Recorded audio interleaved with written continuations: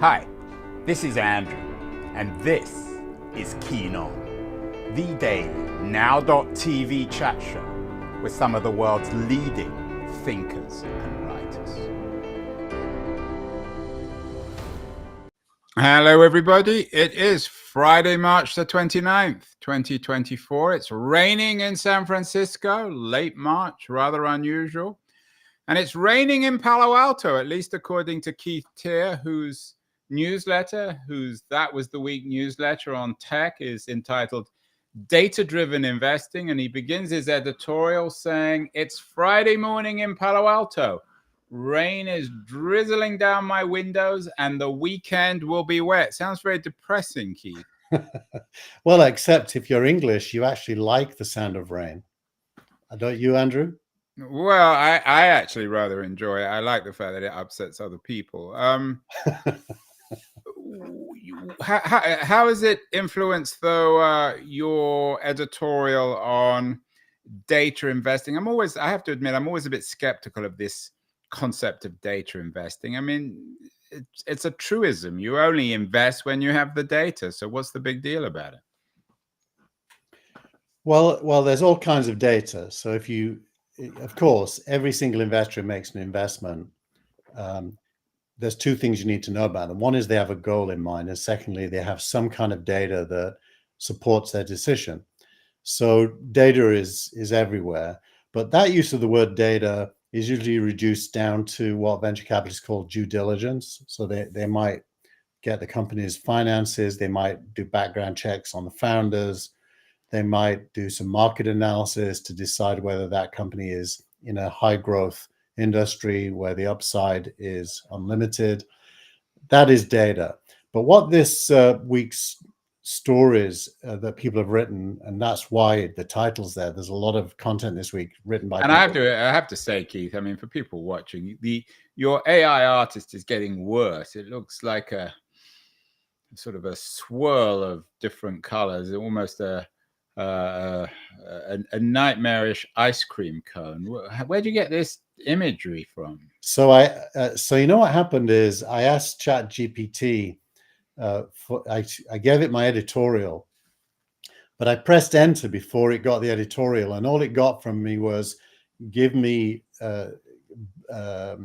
grays and reds, shades of gray and red. I don't think ChatGPT is ever going to become Rembrandt. Anyway, so we've got terrible art, we've got miserable weather in Palo Alto of all places in late March, and we have data investing. What's happening this week on the data investing front? I know you were quite influenced by an interesting piece from our friend Mike Butcher at TechCrunch about data finding that unicorn founders are underdogs, quote unquote, and that female founders are rising. What's interesting about that data?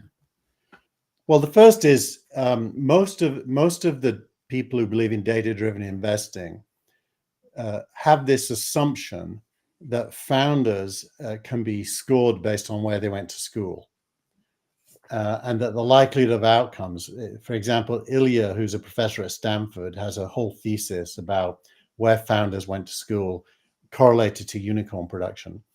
And what this study that Mike Butcher is writing about says is that the strongest signal is that they're underdogs. And by underdogs, he means not white males that are American by birth. He says there's lots of immigrants, there's lots of brown and black skinned people. And this was a Defiance report. Yeah. From a company, a research company, Defiance Capital. I have to admit, again, a little bit of skepticism. You include yourself in that because you're an immigrant, but you're hardly an underdog. Certainly in the United States. Well, you came here as a successful entrepreneur. There's no underdog quality to that. Andrew, if I took you to Eastfield Estate in Scarborough. Yeah, but that's another issue. I mean, I definitely wasn't rated to be a success. Well, okay. Well, let me include myself then. If I, as an entrepreneur, although I'm a serially failed entrepreneur, I would be included as an underdog here because I'm an immigrant to the US, and there's nothing about me that's the underdog. I beg to differ. I think a lad from the Jewish North London district is not necessarily an overdog. You had to struggle somehow or other to get where you are in life. My struggle. Oi. No, that's the point is that these categories are a little vague. So well, that in a way is my point, Andrew. The vagueness of the categories means that it's super hard to use data intelligence to find them, and that's why I put it in. Mike, in a way, is saying, look, the facts are so weird that actually you couldn't discover these winners by doing data-driven work prior to them being winners. You wouldn't have been able to find them. So I put it there because it puts a question mark over how realistic data-driven discovery is. And so I thought it was and isn't it sort of, the thing with these, knowing the ILIA research at Stanford, I mean, everybody knows that a lot of VCs invest in Stanford or Harvard grads. So that's a no-brainer.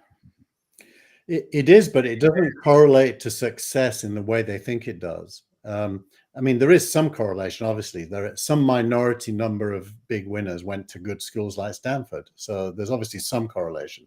But the real question is it better than what you would do by, randomly making decisions based on companies you meet? And the answer is no, it isn't. That's why the other article about the S&P 500 is so important. Right, and that was an interesting piece on the S&P 500. Shows that if between 2010 and 2020, had you invested $100,000, S&P 500 return would have been 364K, and hedge funds would have been 160K. What about VCs? Where's the VC element here? Well, the average VC would have done far worse than both of these. The top, 5% would have been as good as the hedge funds. So that tells us that it's not wise to back startups or to try to become an investor. You're just better off putting your money in the stock market. No, it doesn't actually say that. It says that if you are going to put money in the stock market, you're most likely to do better if you put it into an index. That's probably the anchor point that I believe that's true. Well, most people put it in indexes because it's easier and simpler. And safer. So now in venture capital, there is no such thing as an index. You can't put your money in an index. So if you're going to do venture capital at all, you are stock picking in the way that the hedge funds do. So you're mostly going to underperform the average when you do that. And therein lies why the rest of the articles in this AI section this week are interesting, because they're all people trying to beat the average using data. Which is always the case with investing, isn't it? I mean, if you can beat the average by 0.1%, then you become very rich. And if you don't, you lose all your money. Well, that's always the goal. But what's happening now is that being successful is becoming possible. So in the past, that goal was hardly ever met. But the point of the editorial and the stories is we're now getting to a point where a data-driven approach is showing real value. Well, you would say that, Keith, because of Signal Rank. I mean, that's what you do. So yeah, but even though I would say that, you've got to challenge me about whether it's true. And if I would say that and it's true, which I think it is, then that's quite. Well, going back to, I mean, in a simple sense, I mean, if you're putting your money into the S&P 500 in an index fund through your broker, and go to Merrill Lynch or many other places to do that, why try to beat the market in a more sophisticated way in what you're trying to do at Signal Rank? Well, let's start with the fact that there is an asset class called venture capital, and it is their job to invest money and return more than they invested. So it doesn't really matter what I would do personally, but what we're assessing here is whether the venture asset class can be improved using data. and of course it should want the answer to be yes, if it's possible, because that's the job of the people in venture capital. Their job is to turn money into more money and return it and then do it again. So that tees up the question very well. Andre Reterath is in this week's newsletter a lot. He's based in Germany, and he runs data-driven VC newsletter, and he runs a VC fund called Early Bird. He's on the record for a long time talking about how to find what venture capitalists call alpha, and alpha is the very best outcomes, using data as a filter in the selection process. So he's in there. Now, I don't think there's any evidence yet that he has been able to succeed at doing that. He's a strong advocate of it, but and I may be wrong. I haven't seen his outcome numbers, so I'm not sure he can do it. But it felt to me like this was a perfect moment for me to disclose the work I've been working on this week, which is building the next version of SignalRank, where I think we do it. We actually deliver on the promise. And so Andre and 2 or 3 other writers, plus SignalRank, are in the newsletter to compare and contrast approaches and likelihood of success. Well, the other news, Keith, this week is that Sam Bankman-Fried got sentenced to 25 years in prison. He used to promise that he knew how to beat the system. I'm not suggesting you're the next Sam Bankman-Fried, but what does this story tell us about promises of guys like SBF that they know how to beat the system? Well, I think it's fair to say his promises turned out to be true. What he was accused of was illegality when things went bad. But now that we're, a year or more past those events, it turns out that the investors in FTX are going to get their money back and then some, because the market in Bitcoin and other derivatives came back.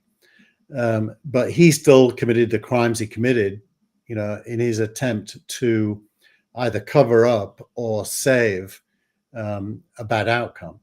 A few months ago, we had the SBF conversation. I said to you, the guy's obviously guilty and he deserves to go to jail. And you said, well, he hasn't been tried yet. Let's wait to see what happens. Would you acknowledge that he's guilty and deserved a long prison term?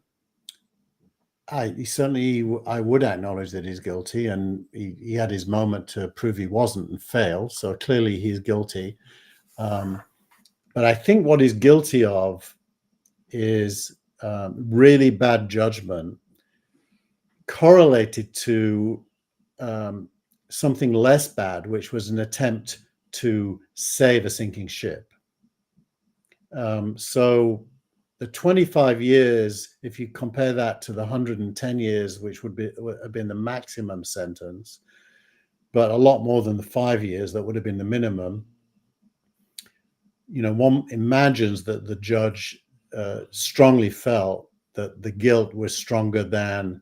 I mean, what's your take on the argument that he was trying to do good and that he was funneling some of the money to effective altruism, and that he certainly was no Bernie Madoff buying jewels and cars and real estate? No, he definitely is not a Bernie Madoff. He's more of it isn't saying much.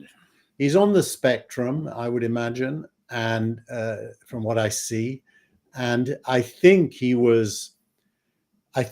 thinks he was trying to make things better.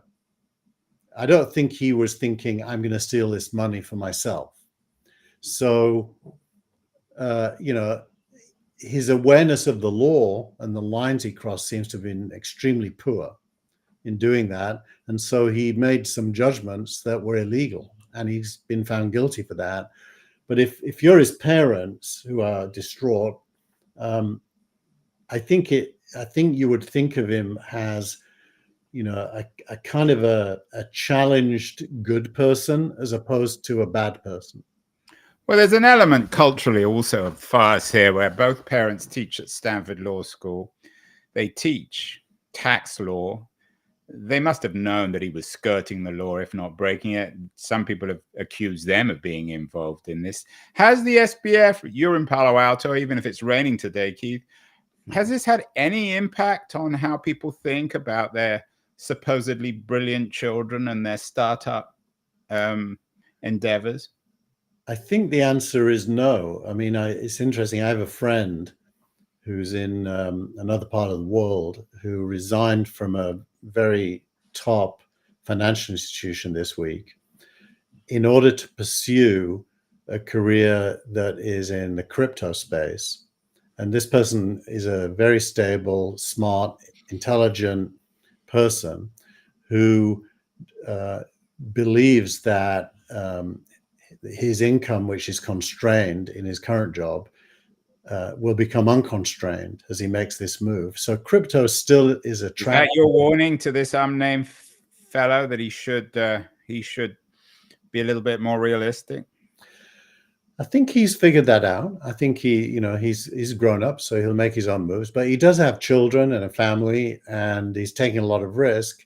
And crypto, therefore, still can do that. It can still attract talent, and that's because the promise of the upside is still very strong, as it is with data, by the way. In other news of the week, leaving aside SBF, some interesting stuff, Keith, about Apple. A couple of three pieces on Apple in that was the week newsletter. Two in particular that I was intrigued by, about the EU share of Apple's global revenue and whether or not Apple might simply say to the EU, it's not worth it. We're going to just leave the market. It's only 10% of the market. Is that conceivable that Apple would just shut the door on Europe, on the EU at least? Well, so it's 7% of their global revenues. Not Europe, the EU is 7% of their global revenues. And if the EU is fining them more than 7% of their global revenues, which it is, then pure economics will say, let's not be in the EU, which would deny EU citizens access to Apple hardware and software unless they buy it outside. So I don't think it's a crazy idea that they could do that. MG Siegler engages with that story in one of the other articles, and he definitely gives it some credibility, as does Daring Fireball. The Gruber, but particularly Gruber is doing it from, he seems to always be in Apple's pocket one way or the other. I mean, it would be a very dramatic move. It would involve them shutting down all their stores. You wouldn't be able to have an iPhone in Europe. You wouldn't be able to own a Mac. How would this work? Well, but the real story here probably is how irrational the EU is when it comes to innovation and technology. And I think this would probably end up being true for Google and lots of other companies. I doubt it's just an Apple thing. The EU has taken on the mantle of fighting big tech to preserve the interests of its citizens. And what these articles expose is that there's a contradiction at the heart of that, because the EU isn't important enough for the fines it's wielding. The fines it's wielding, by the way, are enormous, because they fine companies based on their global revenue, and they fine them a percentage of their global revenue, even though the EU is just the EU. So the audacity of the EU in taking on big tech is very likely to backfire one way or another. Whether it means Apple won't be in Europe, I think, is a detail that doesn't really detract from the irrationality of the EU in how it's proceeding. And of course, our own FTC and DOJ seem to love the EU approach and are doing their very best in a very different way, because they're more savvy about what is legal and what isn't legal. They're not attacking these companies for the same things the EU is, but they are attacking them. And so what would you say to people who see the EU as the only series of states actually standing up to big tech? You think that's not true? Well, it is true. The real question is it smart? And is it smart in business terms or in ethical terms? does it serve the citizens of Europe in any way at all? Like the fact that Apple has to drop the Lightning connector in favor of a USB-C. Who really cares? I mean, no one cares about that. But I was thinking if, I mean, it's still very, very hard to imagine. It would be a massive, massive development. But let's say Apple or Google or Amazon pulled out of the EU. That would offer enormous opportunities for EU entrepreneurs, wouldn't it? I doubt that, because they'd have to come up. If they could do something better than Apple, they already would be. You know, the most. That's not the point. I mean, if Apple's not there, then it gives them an opportunity to sell phones or app stores or Yeah, they'll sell Android services. but I guarantee those European citizens who are able to will still buy iPhones. They just won't buy them in the EU. They'll pay more because the iPhone's better. They want it. So it become like the old Soviet Union. People be smuggling in jeans, but rather than jeans, it's iPhones. It is like the Soviet Union. I mean, it's a What, the EU? Well, when was the last time you went there? The EU government, from a regulatory point of view, let's be specific. I'm not making broad statements here, but from a regulatory point of view, it's a top-down bureaucracy acting without any mandate from its citizens. You're saying that the government of the EU, the government of the EU, is equivalent to the Soviet Union? Well, it's a centralized authority taking decisions. You're beginning to sound like Mrs. Thatcher, Keith.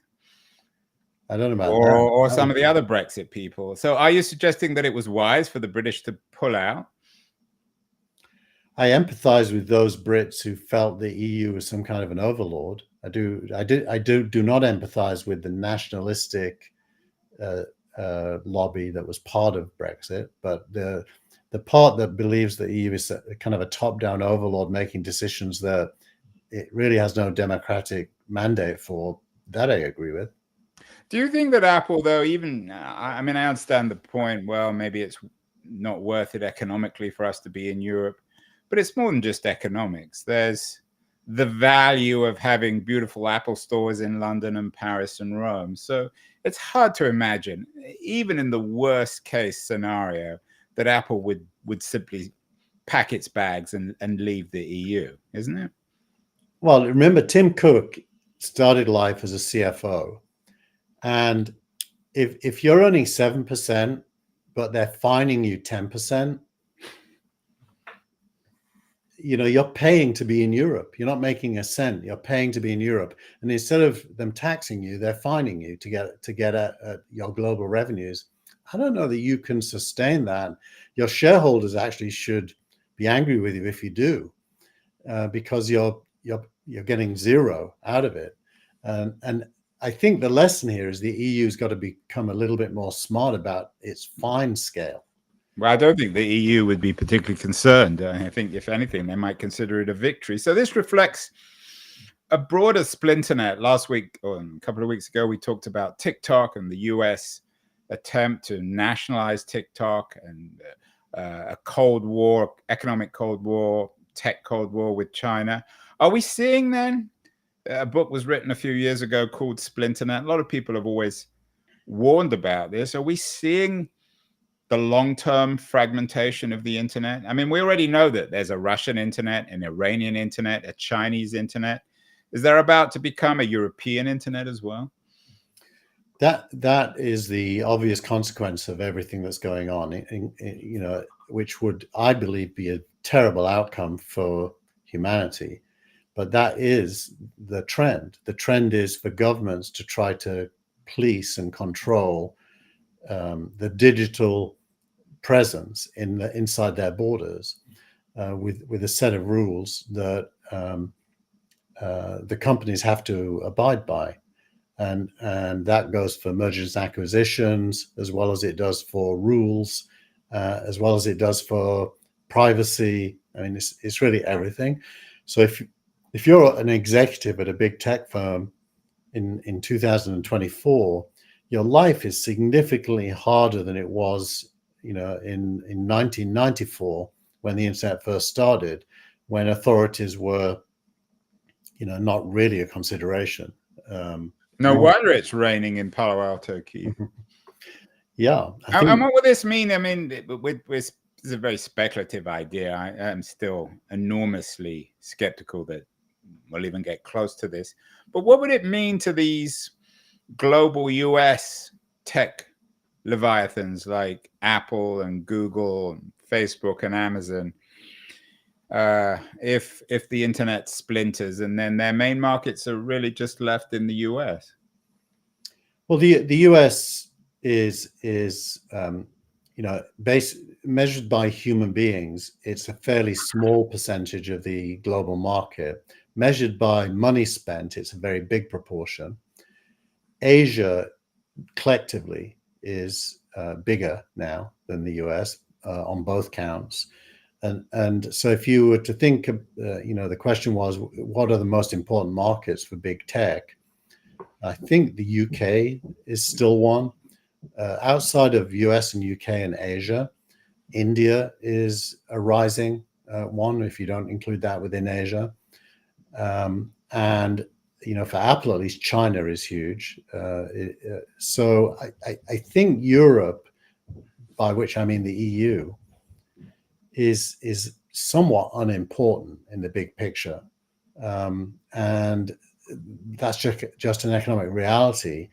And that said, every government is copying what the EU is doing, because governments, in a way, they like rules and bureaucracy, because that's what gives them their authority and their power. So there's a natural inclination, if you are a politician and a government, to emulate the EU. And I do think that's happened in India, for example, with TikTok. So it's a very, very difficult navigation if you're an executive of big tech. And it's one of the reasons I believe that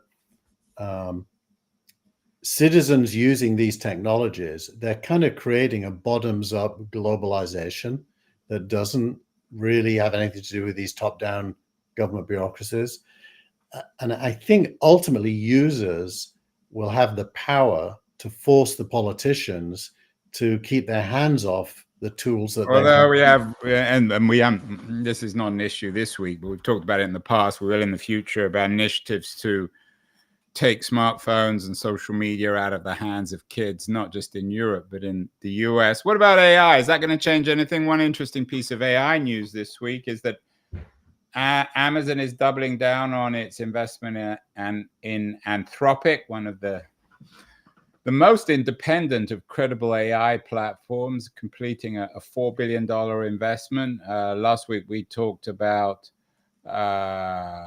one AI company that now has been incorporated into Microsoft. Is AI changing this? How will that work? Well, AI again is American-centric. So if you're sitting in Europe, where the rules are such that any half-intelligent entrepreneur leaves and comes to America, you're faced again in this next generation of technology with an American-centric innovation world, where most of the money is going to flow to the innovators. And so, Europe was the first to regulate AI. It just passed an act at the EU level about AI, which is effectively going to exclude Europe as being a reasonable place to build an AI company. Mistral is an exception. It's a French company, Mistral AI. So I think AI is just another example of global technology, largely centered here in the States, having to navigate governments in the rest of the world. And what about the Amazon news? Does it speak, and I've written about this, we talked about it, about this really not being, this new AI boom isn't really a startup boom, it's a boom of top-down companies, highly capitalized companies. Does this reflect that, the fact that Anthropic now, I mean, how many players are there in the AI market in these broad platforms? There's Anthropic, there's OpenAI, there's Gemini, there's I guess Microsoft, although they're heavily invested in these other companies, there aren't any real startups. Well, ultimately they're all startups, because the truth is, just like with mobile and with the cloud, the big companies are late to the game. Google won the search wars as a startup because no one else was paying attention, and the smartphone turned Apple from a company that was borrowing money from Bill Gates into one that was bigger than Microsoft. So, Apple was almost bankrupt when it got that investment from Bill Gates. So the truth is, pretty much every generation of transformation is fueled by startups. In the past, but the point is, it's all very well going back to Google, and you're right, of course, about that. But there isn't a Google in this AI market. Well, yeah, there is. It's OpenAI, and OpenAI was a two-person startup originally. If you go back to 2015, and so the truth is that nobody believed it was possible to do anything close to what OpenAI launched last year until they launched it. And I don't know if you remember the gasping that went on with ChatGPT for version 1. Yeah, it's interesting about, I mean, we can talk about this another time, but it's interesting with OpenAI that the reason they were successful is they took a Google white paper and developed it. So yeah, now in the same way, I guess, I'm sure Google originally borrowed ideas and white papers from Microsoft. Yeah, where you're right. And by the way, that speaks to the importance of open intellectual debate, publishing, learning from each other. The world can't really innovate without knowledge. And so that cross knowledge is super important. Where I'm going to agree with you is the price of entry to AI is now too high for startups. Sequoia Capital this week did this offsite. My video of the week is from it. And it had many of the founders of these companies speaking. And they talked a lot about what comes next.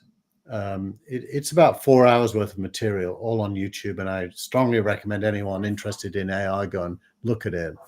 But Andrew Ng, who is in the video of the week this week, is probably the most prescient, spoke at length about the next stage. Now, the next stage is multiple AIs being used by users against and for each other. And he talks about how, you could use Anthropic and give it outputs from ChatGPT, and it will improve on them, and vice versa. You can even do self-referential. So you can go to ChatGPT and get an answer. You can give it its answer back immediately and say, can you improve on this? And it will. So the next stage is when AIs talk to AIs. We've always had the promise, the next stage, it'll get more democratic. We will see, no doubt, but there still are real startups. One of them is Keith's startup of the week, a genuine startup, a small two-man shop that is building, or began as a small two-man shop like Google, I guess, building an all-electric intercity bus network in the UK, Ember. What is it about Ember that caught your fancy, Keith? The entrepreneurialism of the founders. I mean, you wouldn't think that buying buses was a good startup idea because they're expensive. In this case, by the way, these buses are manufactured in China. They're less expensive than any equivalent they could find, and they're super high quality buses. And they're all electric. They can travel around 300 kilometers on a single charge. So it's city to city. The UK is a fairly small landmass. So you can get most places on a single charge on a bus. And they've started between two Scottish cities. They now have 34 buses in the field. Is it a B2C company? Do they offer, is there a brand called Ember? You can buy a bus ticket? Yeah, you buy a bus ticket, and it's got modern technology, like you can know where the bus is at any minute using your phone. So it's got Uber-like characteristics in software. And who are they competing with? This is an old market. I assume it's an ideal opportunity for disruptive startups. They're competing with large old-fashioned bus companies. Yeah, I can imagine. So it's Uber Yeah. in a sense all over again. Yeah, And exactly. is it a big market? I mean, what's the market? I think it's a big market in places where cities are close together, which is most of Europe. So I think it can be a pretty huge market. Yeah. And what about the idea of an all-electric intercity bus network in the US? I don't know if anyone remembers the last time you went to a bus station, intercity bus station in America, Keith. They're very depressing places. Yeah, well, you know, the 42nd Street, New York, Manhattan bus station comes to mind, which I'm very familiar with, but there's others. You know, I think American cities are too far apart. So until battery technology can take you roughly 600 miles, maybe 700, which it will, that's coming, then it's a little bit harder to imagine wanting to stop for 2 or 3 hours to recharge. Yeah, and does Ember have recharging networks? It just uses standard recharging networks that anyone could use. So if you're going from, I don't know, Glasgow to the north, you have to stop to recharge the bus? Not in the UK, because there aren't that many cities that are further apart than 300 miles. Interesting. Well, we'll keep our eyes on that. Finally, X of the week. It's not Elon Musk. Nothing to do with it. Elon Musk. It's the acquisition of Affinity by Canva. Tell us about this and why. Again, in a sense, it's another startup of the week. Yeah, I cheated. I wanted to make it startup of the week as well. Affinity is basically Adobe Photoshop and design tools, photo tools, and also Adobe Illustrator, which is a vector graphics tool. It's a British company that's built very, very high quality equivalents to those three pieces of software. And Canva is kind of like Figma that Adobe just failed to acquire due to regulations.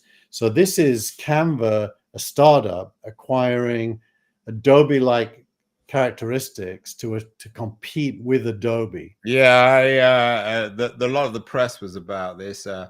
Described the Ars Technica described it as a non-subscription based weapon against Adobe. Is it a large market?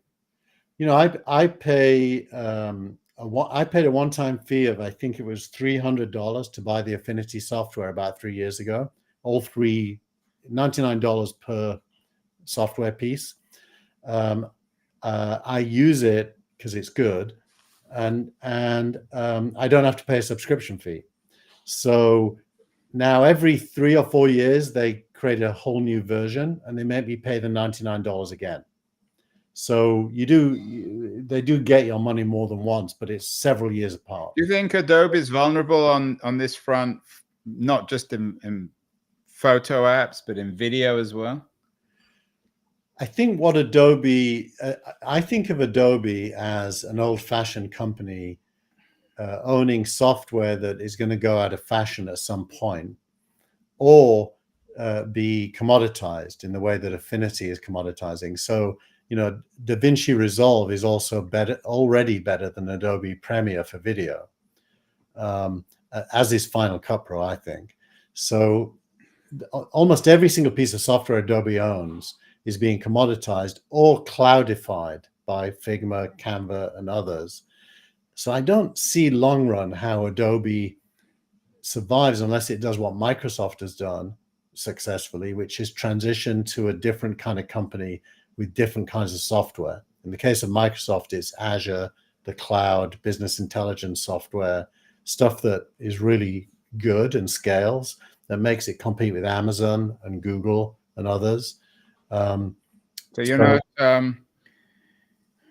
not particularly optimistic on Adobe. Interesting. And finally, Keith, both Ember, your startup of the week, Scottish-based company, and Affinity, they're British companies. Of course, you and I are British, so you have a particular knowledge of the British startup marketplace. You railed against the EU. Is post-Brexit Britain, is it a more innovative place? Would you have had Ember and Affinity in the UK if it was still part of the EU? That's a hard question. I mean, the All my questions are hard. I will That's say, why I asked them. ultimately, I would come down to two people more than 10 years ago in the UK, Reshma Sahoni and Saul Klein, who set themselves the task with Seed Camp of turning London into something that's a bit more close to Silicon Valley in terms of business practice.